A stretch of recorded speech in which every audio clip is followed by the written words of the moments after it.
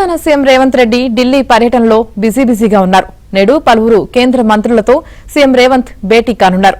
ఇవాళ మధ్యాహ్నం కేంద్ర కెమికల్స్ అండ్ ఫెర్టిలైజర్స్ శాఖ మంత్రి జేపీ నడ్డాతో, అనంతరం కేంద్ర వాణిజ్య పరిశ్రమల శాఖ మంత్రి పీయూష్ గోయల్తో రేవంత్ భేటీ అవుతారు. సాయంత్రం కేంద్ర మంత్రి అశ్విని వైష్ణవ్తో రేవంత్ సమావేశం కానున్నారు. తెలంగాణకు సంబంధించిన పలు అంశాలపై కేంద్ర మంత్రులతో ముఖ్యమంత్రి చర్చించనున్నారు.